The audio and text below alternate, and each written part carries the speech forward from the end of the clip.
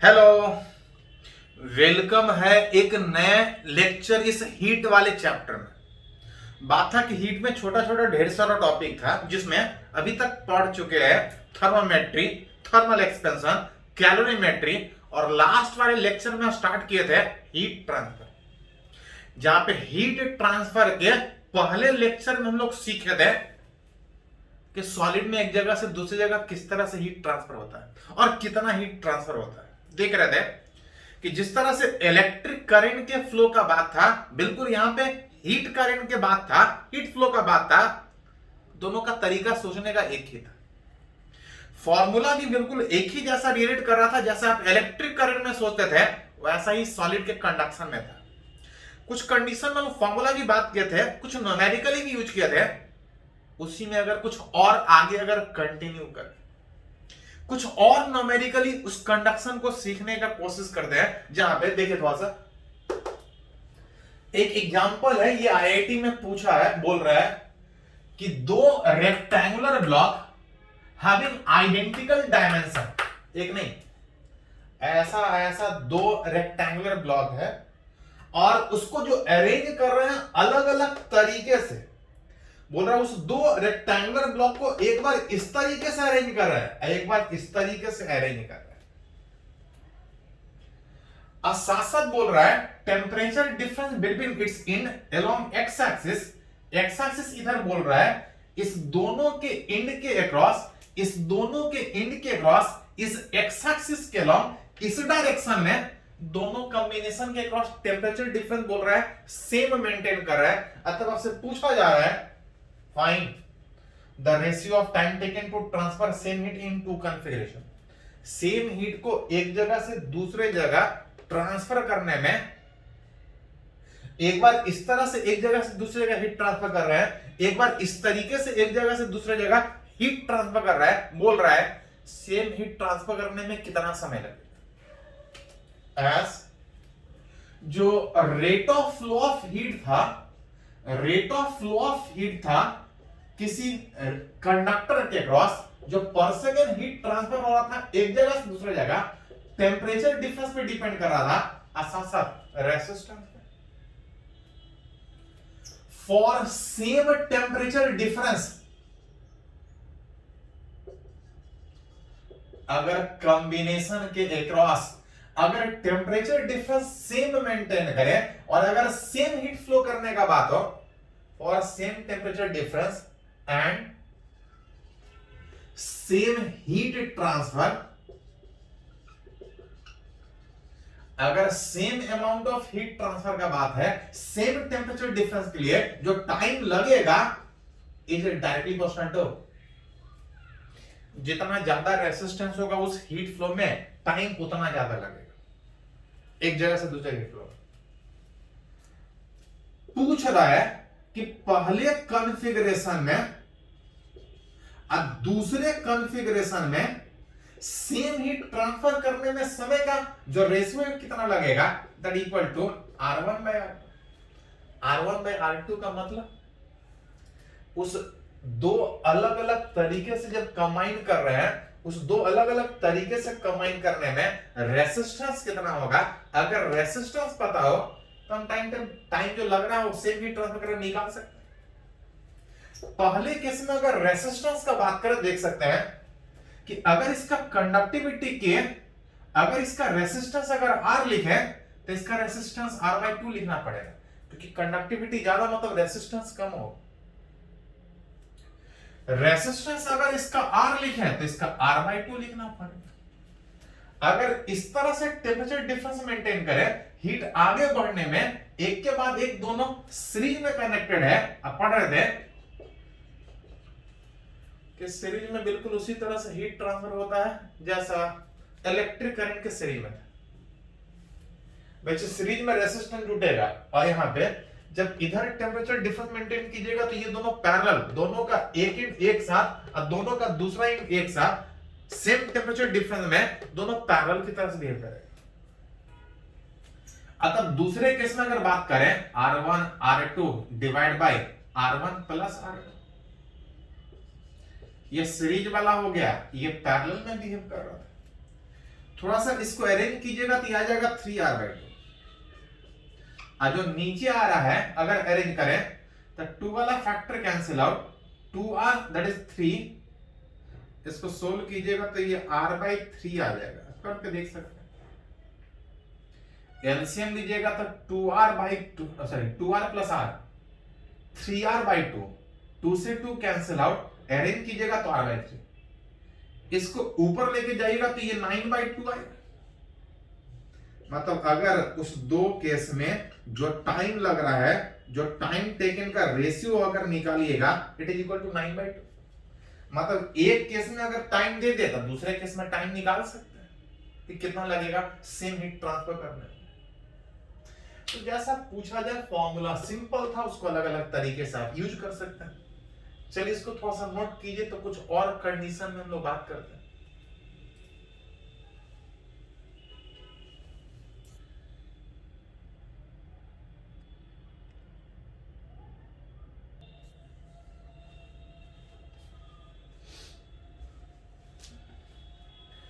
तो हम लोग सीख रहे हैं कि सॉलिड में जो हीट ट्रांसफर है वो किस तरह से रिलेट करें। चलिए कुछ और कंडीशन हम लोग हीट फ्लो का बात करेंगे, रेट ऑफ हीट फ्लो का बात करेंगे due to temperature difference in अलग अलग कंडीशन। जहां पे सबसे पहला कंडीशन बात करना चाह रहे हैं कि अगर एक सिलिंड्रिकल कंडक्टर जिसमें से अंदर से कुछ पोर्शन काट के हटाया हुआ है, जो भी मटेरियल है इस तरह से भरा हुआ है चारों तरफ, अथवा से पूछा जा रहा है कि अगर इसके एंड के अक्रॉस अगर हम टेम्परेचर डिफरेंस मेंटेन करें, जिसमें से कोई एक साइड का टेम्परेचर ज्यादा, जिसका कुछ लेंथ होगा, इसके बीच कुछ मटेरियल भरा है, कुछ कंडक्टिविटी होगा, रिलेट करना चाह रहे हैं कि rate of flow of heat कितना होगा। किसी भी कंडक्टर के अक्रॉस अगर टेम्परेचर डिफरेंस पता हो, सिंपली अगर रेसिस्टेंस निकाल ले तो rate of flow of heat निकाल सकते हैं। वेयर अगर इस आर रेसिस्टेंस का बात करें तो रेसिस्टेंस कितना था, L/K into L is length. थोड़ा सा ध्यान रखना है, L मतलब लेंथ, लेंथ मतलब कौन सा, तो जो लेंथ कंसीडर करते हैं, length of conductor, length of conductor along the direction of, along the direction of heat flow। जिस डायरेक्शन में करंट पास कर रहा है, हीट करंट पास कर रहा है, उस डायरेक्शन में कंडक्टर का लेंथ कितना है, लेंथ वो वाला होगा। ऐसा नहीं कि कोई भी लेंथ लेना।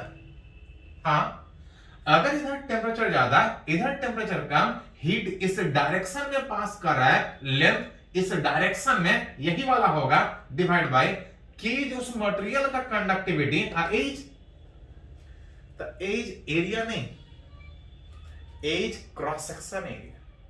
क्रॉस सेक्शन एरिया का मतलब कहीं भी फिजिक्स में अगर यूज कीजिएगा तो एक ही है कि जिस डायरेक्शन में सोच रहे हैं उसके ठीक परपेंडिकुलर किसी एक जगह का एरिया। अगर हम इस डायरेक्शन में सोच रहे हैं तो उस डायरेक्शन के फ्लो के ठीक परपेंडिकुलर में ये सर्कुलर एरिया, अंदर कुछ रेडियस होगा, अब बाहर भी कुछ रेडियस होगा, कुछ होगा, देगा क्वेश्चन। अगर इस डायरेक्शन के परपेंडिकुलर एरिया का बात कीजिएगा तो पूरे में भरने के बजाय इतना वाला पोर्शन काट के हटाया हुआ है, जिसको लिखिएगा टेम्परेचर डिफरेंस बाय रेसिस्टेंस में आ जाएगा L डिवाइड बाय K पाई, इसको अरेंज कीजिएगा 3RS। तो ऐसे अरेंज करके लिख सकते हैं ऊपर। तो थोड़ा सा ध्यान दीजिए कि लेंथ किसको लेना है, एरिया कैसे लेना है। ये तो थोड़ा सिंपल था। जैसे अगर कुछ और चेंज करें, बोल रहा है इसी कंडक्टर में हीट फ्लो निकालना है, लेकिन गड़बड़ यह है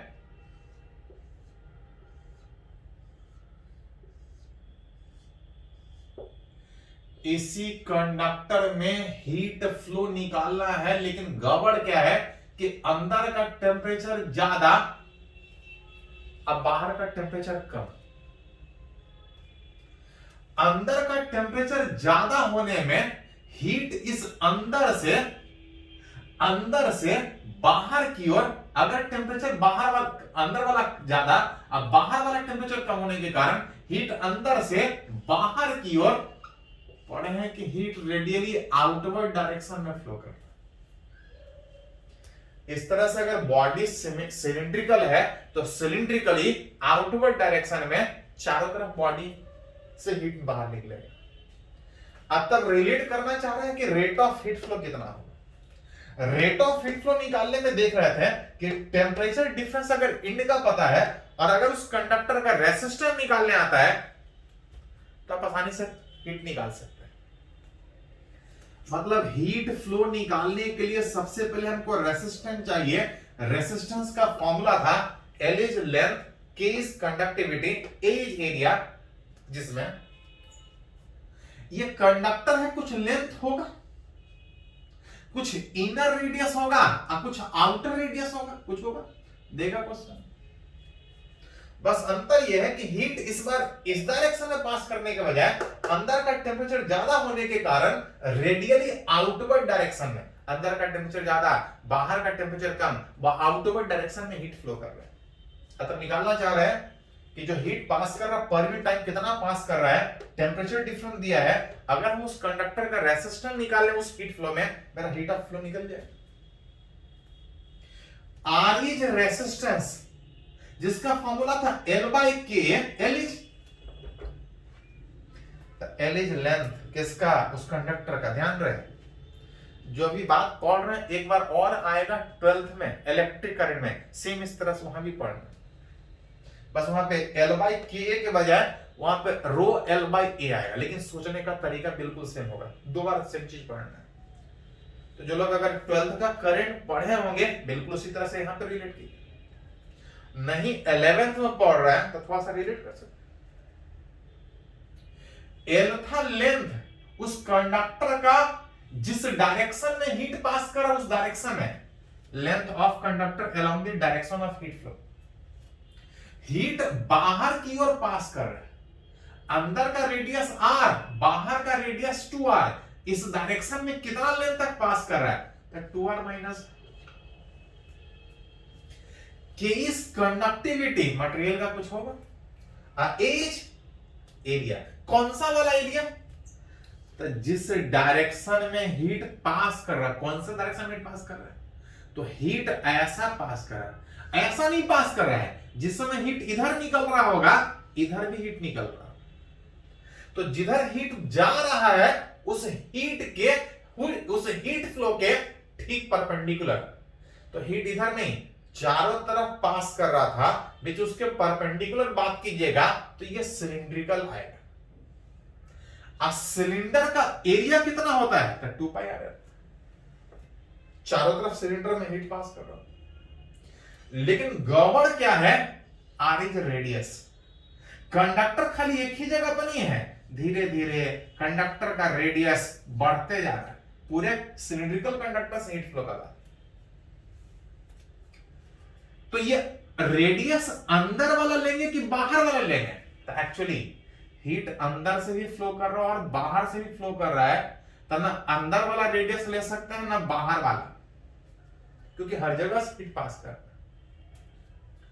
मतलब यहां पे जब एरिया निकालने का कोशिश कर रहे हैं तो इस सिलिंड्रिकल कंडक्टर में अलग अलग जगह पे रेडियस अलग अलग होने के कारण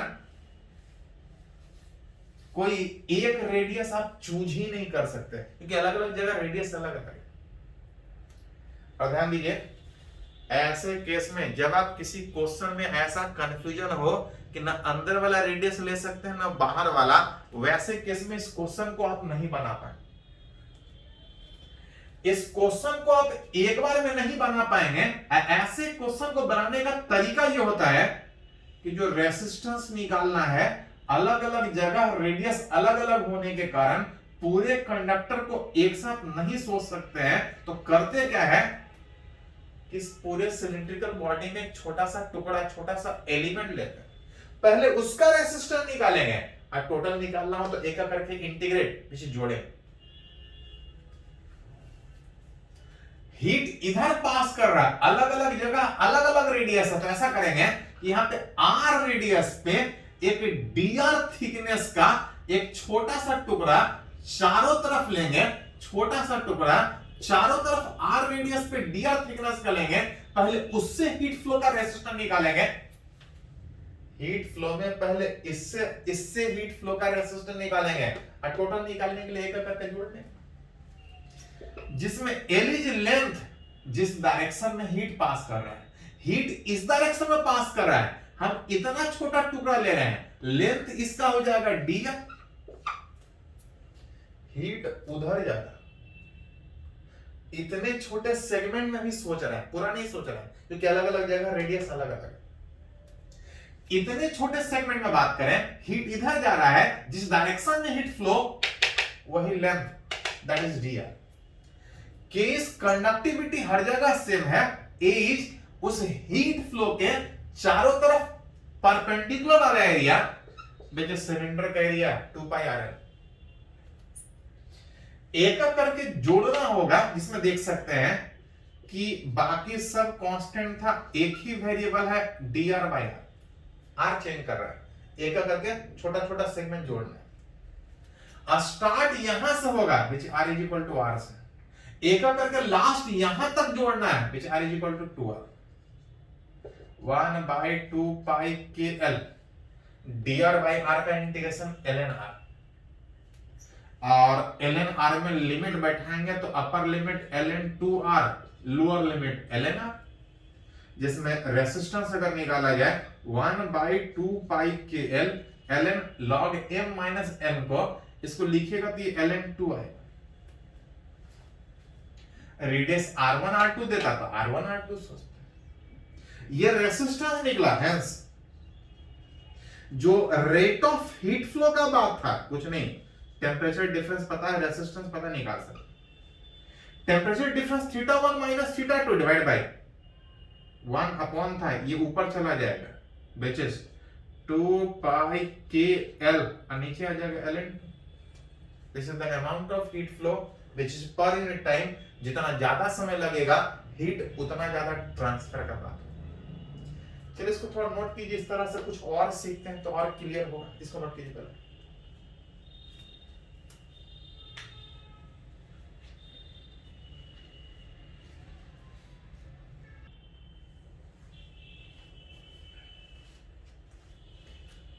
तो हम लोग सीख रहे हैं कि किसी सॉलिड से जो हीट ट्रांसफर हो रहा है पर यूनिट टाइम कितना हीट ट्रांसफर हो रहा है, अलग अलग कंडीशन।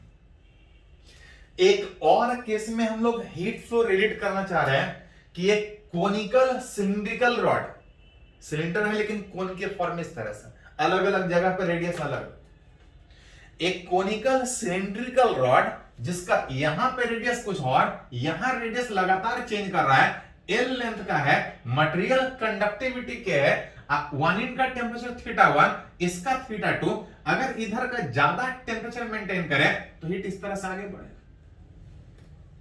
अब तक रिलेट करना चाह रहे हैं कि पर सेकंड कितना हीट पास करेगा।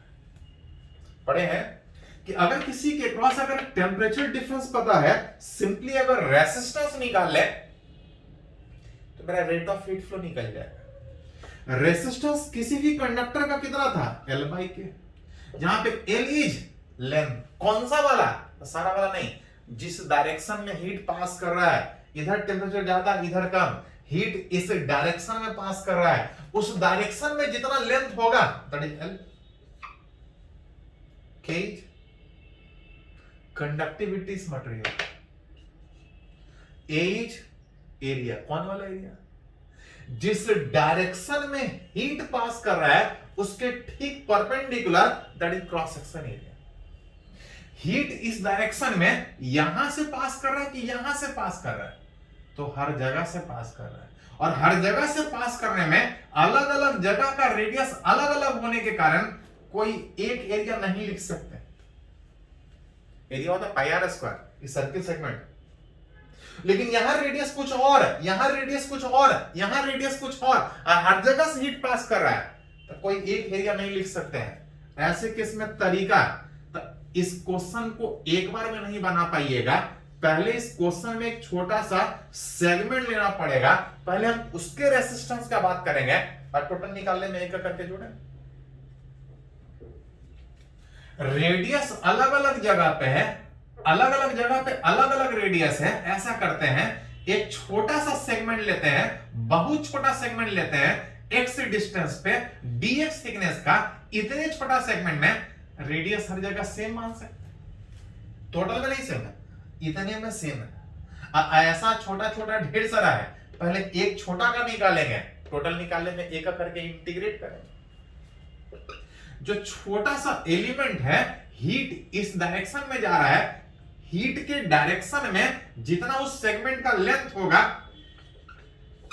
वही एल का काम करेगा। के इज कंडक्टिविटी, ए मतलब एरिया, उस हीट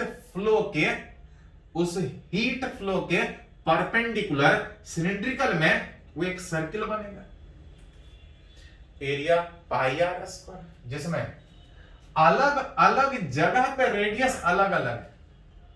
हम ये वाला रेडियस का सोचे हैं, तुमको इसको लिखना पड़ेगा। रेडियस लगातार बढ़ रहा है तो ज्यादा तो नहीं, लेकिन इतना तो बोल ही सकते हैं कि इस जगह का जो रेडियस होगा वो R1 से ज्यादा होगा। R1 से ज्यादा होगा, कितना ज्यादा होगा? तो देख रहे हैं यहां R1 है, यहां R2 है। आगे बढ़ने में रेडियस बढ़ा, कितना बढ़ा? तो R2 माइनस R1 बढ़ा, लेकिन R2 माइनस R1 इतना दूर बढ़ने के बाद बढ़ा। इतना दूर मतलब एल लेंथ बढ़ने के बाद डिवाइड करेंगे तो ये बताएगा कि आगे बढ़ने से रेडियस बढ़ेगा। ये बता रहा है एक लेंथ बढ़ने के बाद कितना रेडियस बढ़े। तो यहां से एक लेंथ बढ़ेंगे तो रेडियस इतना बढ़ेगा, लेकिन एक लेंथ नहीं, हम लोग को बढ़ना है एक्स लेंथ। इतना दूर पे हम छोटा सा सेगमेंट लिए, पहले उसका रेसिस्टर निकालेंगे, टोटल निकाल इंटीग्रेट करेंगे। इस छोटे का निकालने में इतना उसका रेसिस्टेंस था, जिसमें R इज रेडियस, जो हमको नहीं पता था, इस R1 से ज्यादा होगा। ये बता रहा है एक लेंथ में कितना बढ़ेगा, एक नहीं, हम इतना दूर पे छोटा सा एलिमेंट लिए हैं, एक्स लेंथ पे कितना बढ़ेगा तो निकाल सकते हैं। एक्चुअली ये काम इसलिए कर रहा है क्योंकि लगातार बढ़ रहा है, तो हम सीधा बैठा दे रहे हैं कि इतना में इतना बढ़ रहा है तो इतना में कितना बढ़ेगा। बीच अगर इसको अरेंज कीजिएगा तो इंटीग्रेशन में dx divide by pi into के, आर स्क्वायर का मतलब है R1 plus R2 minus R1 divide by L into x, इसका होल स्क्वायर। बाकी सब कांस्टेंट है, एक ही वेरिएबल है x, जिसका लिमिट बैठा सकते हैं। यहां से स्टार्ट हुआ है, एक करके यहां तक जाना है, विच x इक्वल टू 0 से L तक। तो ध्यान दीजिए, दो चार ही इंटीग्रेशन पूरे फिक्स में जरूरत पड़ता है। dx बाई x का इंटीग्रेशन ln x होता है। अगर dx by ax plus b हो तो कांस्टेंट से इंटीग्रेशन को फर्क नहीं पड़ता है। इस कांस्टेंट से फर्क नहीं पड़ेगा। अभी भी अगर इस x का पावर अगर 1 है तो अभी भी आप बोल सकते हैं कि ये dx बाई x के फॉर्म में है, इसका इंटीग्रेशन ln x होगा, लेकिन x के जगह पे इतना होने के कारण ln ax प्लस b, बस करना क्या होता है, x का जो कोएफिशिएंट है अगर डिफरेंशिएशन रहता तो उतना से मल्टीप्लाई, अगर इंटीग्रेशन है तो इस x वाले कोएफिशिएंट से उतना से डिवाइड करना पड़ेगा। dx बाई x स्क्वायर का इंटीग्रेशन होता है माइनस 1 बाई एक्स। x को ऊपर लेके जाइएगा, अरेंज कीजिएगा माइनस 1 बाई एक्स। अगर dx बाई x के बजाय अगर ax प्लस b का होल स्क्वायर हो तो इस कांस्टेंट से इंटीग्रेशन को कोई फर्क नहीं पड़ेगा। अभी भी ये dx बाई एक्स स्क्वायर के जैसा, और dx बाई एक्स स्क्वायर का इंटीग्रेशन माइनस 1 बाई एक्स होने के कारण माइनस 1 बाई एक्स के जगह पे यहाँ पे ax प्लस b, बस इस x का जो कोएफिशिएंट है इंटीग्रेशन में उतना से divide. dx by root x का इंटीग्रेशन होता है 2 रूट x। अगर dx बाई अगर रूट ax प्लस बी रहता तो कांस्टेंट को इंटीग्रेशन से कोई फर्क नहीं पड़ेगा। अभी भी ये dx बाई रूट एक्स के जैसा, जिसका इंटीग्रेशन टू रूट एक्स में x के जगह पे ax प्लस बी, बस खाली करना क्या होगा, इस x का जो कॉफिशिएंट है इंटीग्रेशन में डिवाइड, बाकी तो एक कांस्टेंट आएगा। जनरली यही तीन लेंथी इंटीग्रेशन पूरे फिजिक्स में यूज होता है, बाकी नॉर्मल तो x का पावर है नहीं, बहुत ज्यादा लेंथी नहीं यूज होता। देख सकते हैं बाकी सब कांस्टेंट है। आइए dx बाई एक्स स्क्वायर के फॉर्म में, रेसिस्टेंस में 1 बटा पाई इंटू के बाहर, dx बाई एक्स स्क्वायर के फॉर्म में होने के कारण इंटीग्रेशन माइनस 1 बाई एक्स के जगह पे इतना लंबा चौड़ा, which r1 plus r2 minus r1 by l into x। बस खाली करना क्या होगा, इस x का जो कॉफिशिएंट है डिफरेंशिएशन में मल्टीप्लाई, इंटीग्रेशन में divide, r2 minus r1 divide by, sorry divide, division का मतलब नीचे, 1 bye r2 minus r1 bye, ये तो इंटीग्रेशन हुआ, लिमिट अभी बाकी है। x इक्वल टू 0 से l तक, एक कांस्टेंट था, अंदर रखे बाहर रखे कोई फर्क नहीं, बाहर निकालिएगा तो l ऊपर चला जाएगा, l डिवाइड बाई पाई के r2 माइनस r1। लिमिट बैठाइएगा, पहले लोअर लिमिट बैठा देते हैं, लोअर लिमिट दिखाई बैठाइएगा तो माइनस माइनस प्लस हो जाएगा। 1 डिवाइड बाई x का वैल्यू 0 बैठाइएगा तो ये पूरा 0, अपर लिमिट बैठाएंगे तो प्लस की जगह पे वो माइनस हुआ, एक्स्ट्रा माइनस है। x की जगह पे l बैठाएंगे तो l cancel out, l cancel out होने के बाद r1 कैंसिल आउट, और जो बच रहा होगा r2। थोड़ा सा अरेंज कर सकते हैं, l डिवाइड बाई पाई के r2 माइनस r1, एलसीएम लीजिएगा तो r2 minus r1 divide by r1 r2 में ये वाला फैक्टर कट जाएगा। What is resistance, that is l by pi के r1 r2, पाई के r1 r2।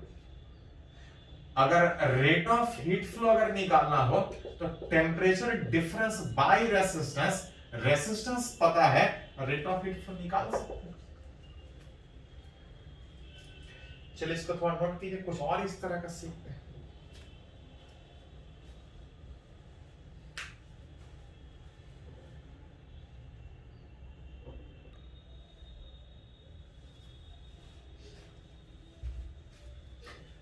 तो अगर एक और कंडीशन में अगर हीट फ्लो का बात करें तो यहां पे बात करना चाह रहे हैं कि एक स्फेरिकल कंडक्टिंग सेल अंदर से कुछ खाली है, having some inner radius, outer radius, बीच में मटेरियल भरा है और अंदर का टेम्परेचर θ1 और बाहर का टेम्परेचर θ2, जिसमें अंदर का टेम्परेचर ज्यादा है। अच्छा फिर वही क्वेश्चन कि अंदर टेम्परेचर ज्यादा होने के कारण हीट रेडियली आउटवर्ड डायरेक्शन में चारों तरफ से बाहर निकल रहा है। अब रिलेट करना चाह रहे हैं कि हीट कितना बाहर निकलेगा। सिंपली था कि अगर उस कंडक्टर का अगर रेसिस्टेंस निकाल ले तो हीट फ्लो निकाल सकते हैं। रेसिस्टेंस किसी भी कंडक्टर का L बाई के, L इज लेंथ, कौन सा वाला, कोई वाला नहीं। हीट अंदर से बाहर की ओर पास कर रहा है, अंदर से बाहर जिस डायरेक्शन में हीट पास कर रहा है उस डायरेक्शन में जितना लेंथ होगा that equal to R2 minus R1। ये R1 ये R2, मटेरियल में इतने दूर चारों तरफ हीट फ्लो कर रहा है, R2 माइनस R1। मटेरियल हर जगह सेम है, H उस हीट फ्लो के, जब हीट यहां से बाहर निकल रहा है तो बाहर नहीं, चारों तरफ बाहर निकल रहा है, उस हीट फ्लो के परपेंडिकुलर चारों तरफ एक स्फीयर चारों तरफ स्फेरिकल रीजन से बाहर निकल रहा है। स्फेयर का एरिया कितना होता है 4 पाई आर स्क्वायर। जहां पे आर अंदर वाला लेंगे कि बाहर वाला लेंगे, तो हीट हर जगह से पास कर रहा है, ना अंदर वाला ले पाएंगे ना बाहर वाला ले पाएंगे। मतलब इस क्वेश्चन को आप चाहे तो एक बार में नहीं बना सकते हैं।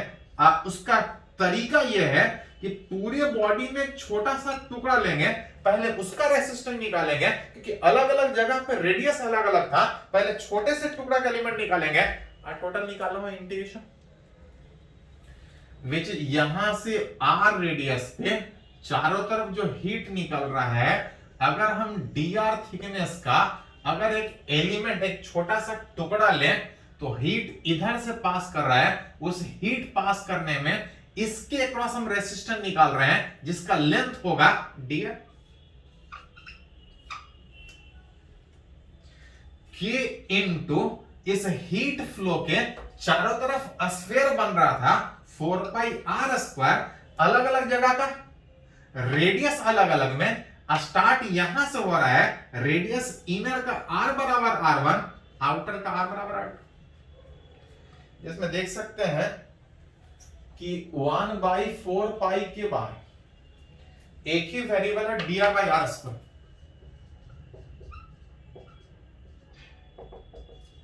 अभी थोड़ा देर पहले लिखे थे dr बाई आर स्क्वायर का इंटीग्रेशन -1/r, आगे पीछे कुछ नहीं, r1 से r2 तक दैट इक्वल टू 1/4 पाई के सबसे पहले लोअर लिमिट तो ये प्लस में होगा, अपर लिमिट तो माइनस में।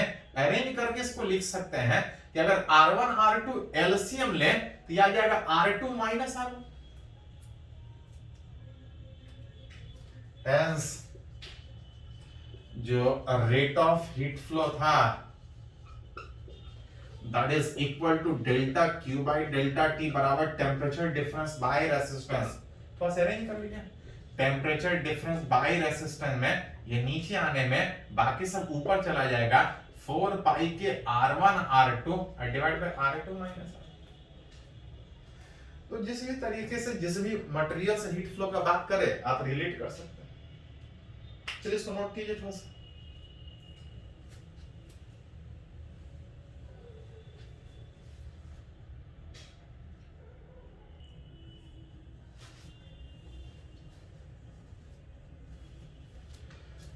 तो हम लोग सॉलिड में जो हीट ट्रांसफर हो रहा है अलग अलग कंडीशन में रिलेट कर रहे हैं कि कैसे निकलेगा। चलिए एक और कंडीशन में हम लोग बात करना चाह रहे हैं, बोल रहा है थ्रो अ रॉड जिसका कुछ लेंथ, एक रॉड जिसका कुछ लेंथ है और कुछ एरिया भी होगा,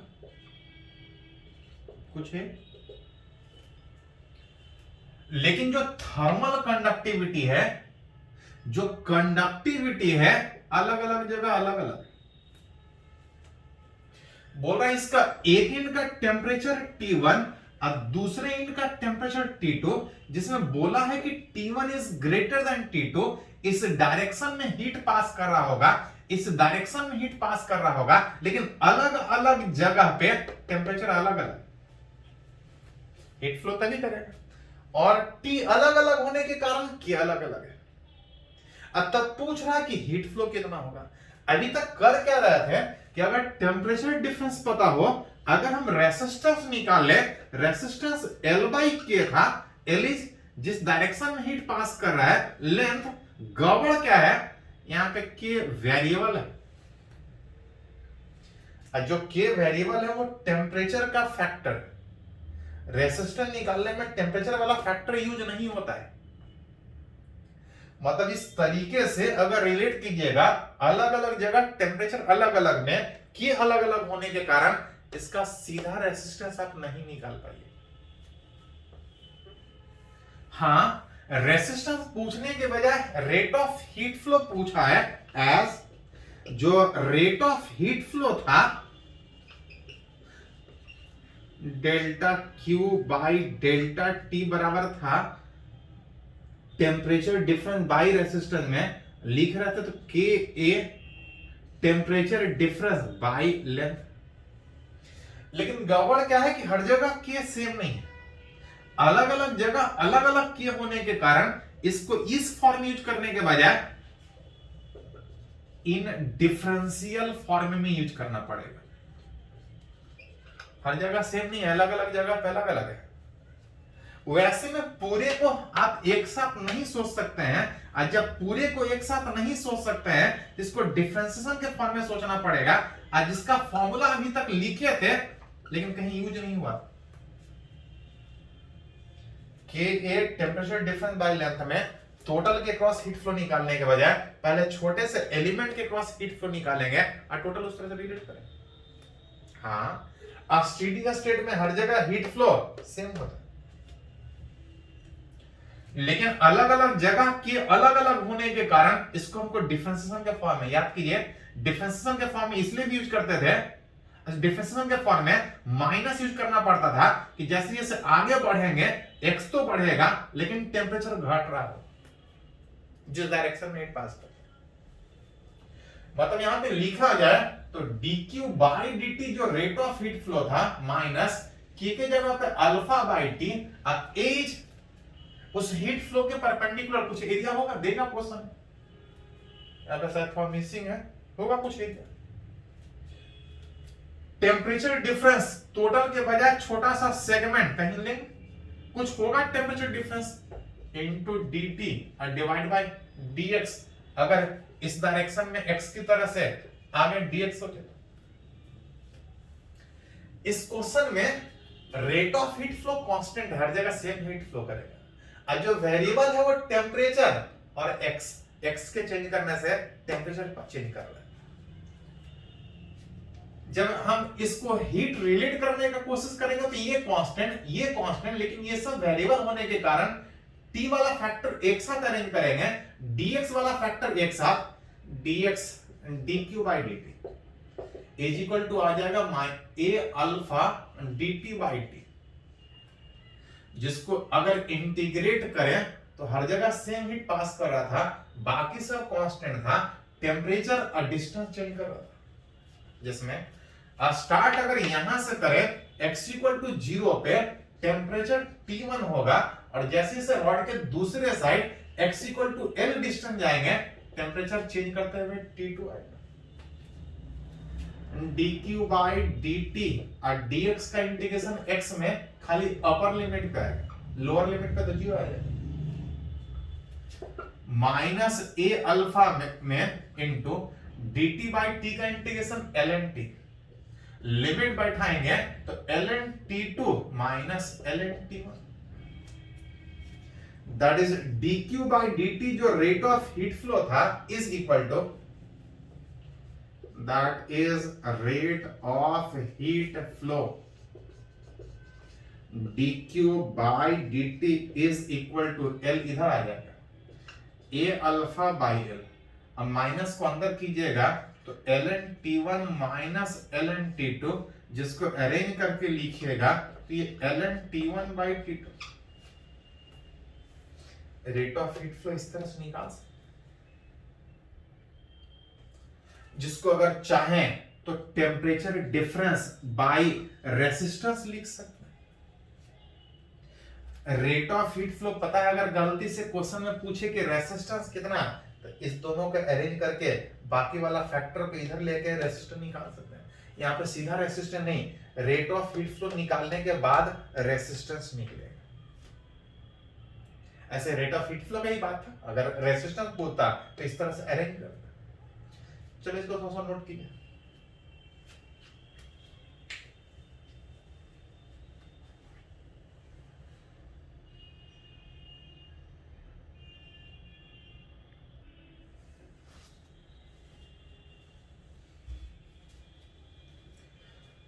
तो हम लोग बात कर रहे हैं हीट ट्रांसफर का। स्टार्ट हुआ था लास्ट लेक्चर में चैप्टर क्या टॉपिक, तो बात था कि हीट ट्रांसफर जो एक जगह से दूसरी जगह है वो 3 मेथड था, एक कंडक्शन, एक कन्वेक्शन, एक रेडिएशन। जिसमें अभी तक कंडक्शन सीख रहे थे जो सॉलिड में हीट फ्लो रिलेट कर रहा था, जिसमें देख रहे थे कि मैटर जहां है वहीं है, बिना मैटर के एक जगह से दूसरे जगह गए हुए मॉलिक्यूल के वाइब्रेशन के कारण हीट एक जगह से दूसरे जगह फ्लो कर रहा था।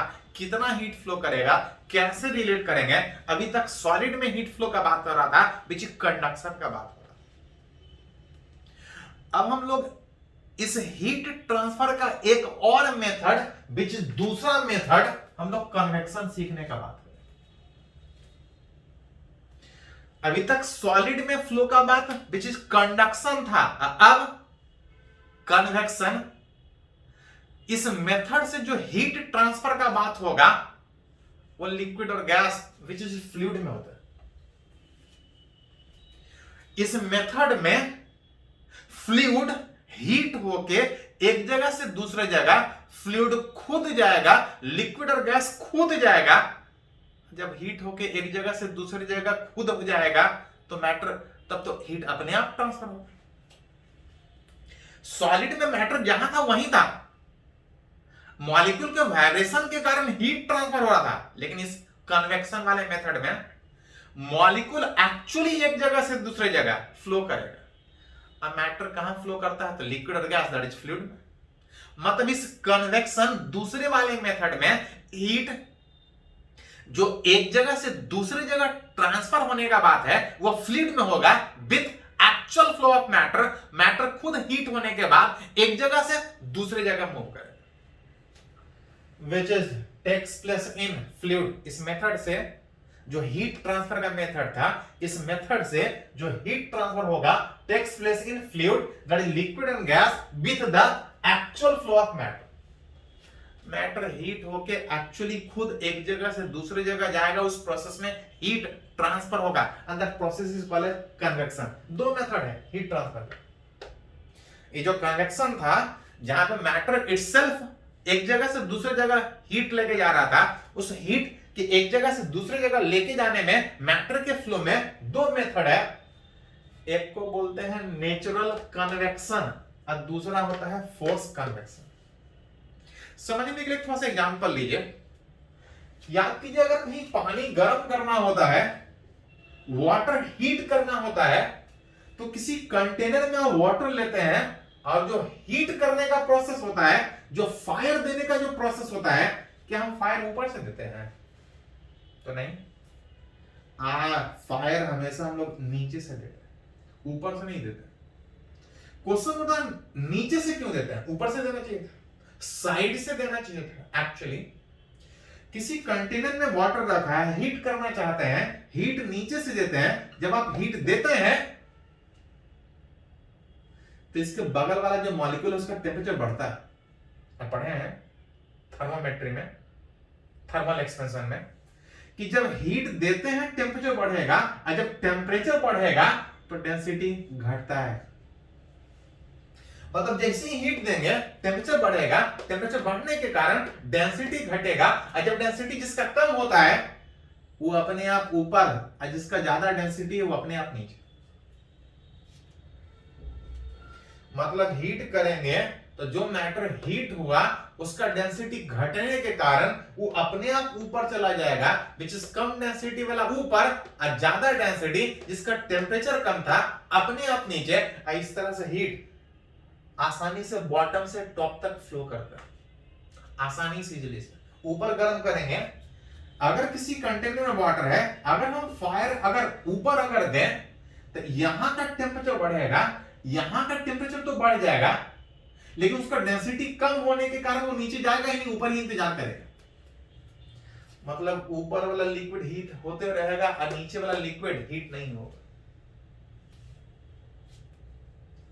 हमेशा हम लोग हीट करने में फायर नीचे जलाते हैं और उस प्रोसेस में हीट मैटर अपने आप फ्लो करता है, हीट पूरा मैटर अपने आप होता है, which is मैटर अपने आप एक जगह से दूसरी जगह उस हीट को ट्रांसफर कर रहा है। That process is called convection and that convection is called as natural convection, जहां पे अपने आप मैटर फ्लो हो रहा है। आप कुछ कर नहीं रहे हैं, बस नीचे से हीट दे रहे हैं, मैटर अपने आप एक जगह से दूसरे जगह हीट ट्रांसफर कर रहा है, पूरा मैटर हीट कर रहा है अपने आप नेचुरली। एंड दैट कन्वेक्शन जहां पे मैटर फ्लो करे, अपने आप फ्लो करे, that convection is called natural convection. Flow of matter takes place due to change of density with change of temperature. जब हम टेम्परेचर चेंज कर रहे थे तो डेंसिटी चेंज करने के कारण मैटर अपने आप एक जगह से दूसरी जगह फ्लो कर रहा था, दैट इज हीट ट्रांसफर हो रहा था। flow of matter takes place due to change of density with change of temperature and that convection अपने आप जो हो रहा है डेंसिटी के चेंज करने के कारण जो अपने आप मैटर फ्लो कर रहा है, हीट फ्लो कर रहा है, that convection is natural convection. Always takes place from bottom to top. नीचे से हमेशा ऊपर, ऊपर से नीचे नहीं, हमेशा नीचे से ऊपर होता है. इन ग्रेविटी फ्री रीजन में अभी बात कर रहे थे कि जब हीट करेंगे तो जिसका डेंसिटी कम वो ऊपर और जिसका डेंसिटी ज्यादा वो नीचे. उसमें मतलब क्यों? तो डेंसिटी ज्यादा का मतलब सेम वॉल्यूम में मास ज्यादा, वेट ज्यादा. मास ज्यादा होने से नहीं चल चलेगा, वेट ज्यादा, जिसके कारण जिसका वेट ज्यादा होगा वो नीचे है, जिसका वेट कम होगा वो ऊपर फ्लो करेगा. दैट इज ड्यू टू किसके कारण? इस जी, ग्रेविटी के कारण. मतलब जो मैटर का फ्लो हो रहा है वो ग्रेविटी के कारण हो रहा है, अपने आप हीट फ्लो कर रहा है बॉटम से top. That convection is natural convection.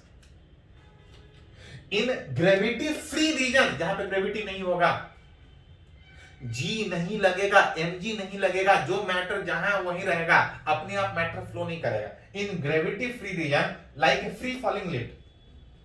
अगर किसी लिफ्ट में, अगर किसी कंटेनर में लिक्विड वहां पर अगर हीट कर रहे होंगे, अगर लिफ्ट का केबल काट दे, अगर लिफ्ट फ्री फॉल हो रहा होगा तो वहां पे जी इफेक्टिव 0 होता है. जी का कोई इफेक्ट वहां पे नहीं होता. इन फ्री फॉलिंग लिफ्ट, जहां पे ग्रेविटी फ्री रीजन, जहां पे जी का कोई इफेक्ट नहीं होगा, देयर इज मैटर फ्लो ही नहीं करेगा. जब मैटर फ्लो नहीं करेगा तो हीट ट्रांसफर नहीं होगा. मतलब हीट ट्रांसफर जो हो रहा है वो ग्रेविटी के कारण बॉटम से टॉप तक, that is due to temperature change करने से, डेंसिटी चेंज करने का. And that convection is called natural convection. इसी में एक और कन्वेक्शन का हम बात करते हैं, फोर्स कन्वेक्शन. हो सकता है प्रैक्टिकली बहुत जगह इंडस्ट्रियल एज में ये पॉसिबल नहीं हो कि हीट आपको नीचे से ऊपर जाना, कभी कभी साइड से भी हीट देना पड़ेगा.